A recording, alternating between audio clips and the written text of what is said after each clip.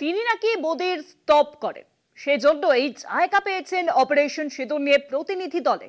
শশী থারুরের বিরুদ্ধে এই অভিযোগ উঠেছিল কংগ্রেসের ভিতরে।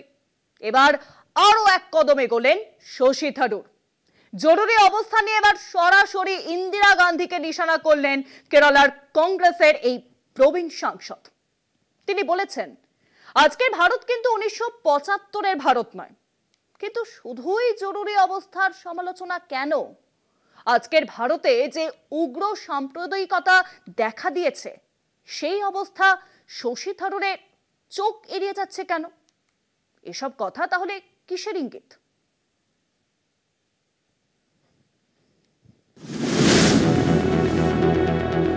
বিজেপির সুরে সুর মেলানো যেন এখন রোজকার রুটিন শশী থারুরের। পেহেলগাম কাণ্ডের পর থেকে কেন্দ্রীয় সরকারের কোনো সমালোচনায় সহ্য করতে পারছেন না কেরলের এই জনপ্রিয় কংগ্রেস নেতা।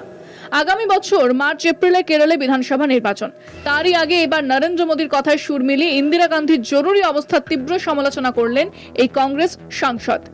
একটি আন্তর্জাতিক সংবাদ মাধ্যমে লেখা সম্পাদকীয়তে শশী বলেন, 1975-এ অজস্র মানবাধিকার লঙ্ঘনে ঘটনা ঘটেছে, মানুষকে খুনও করা হয়েছে, বিরোধী নেতাদের জেলে পোড়া, সংবাদপত্রে কণ্ঠরোধও করা হয়েছে। এই মুহূর্তে দলের মধ্যেই বেশ কোণঠাসা শশী থারুর। প্রকাশ্যে দলের বিপরীতে গিয়ে মোদী সরকারের গুণগানে অস্বস্তিতে পড়েছে তার দল কংগ্রেস। এতদিন প্রকাশ্যে মতবিরোধের কথা স্বীকার করতেন না তিরুবনন্তপুরমের সাংসদ। অপারেশন সিন্দুরের মতো বিষয়ে সরকারকে তার সমর্থন কংগ্রেস নেতা হিসেবে নয়, ছিল ভারতের নাগরিক হিসেবে, এমনই দাবি শশী থারুরের। প্রসঙ্গত, এবছর দেশ জুড়ে সংবিধান হত্যা দিবস পালন করছে বিজেপি।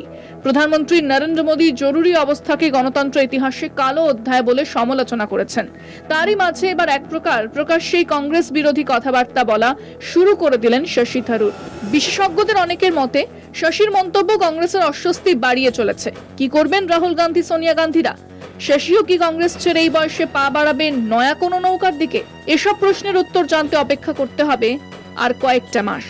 কলকাতা টিভি।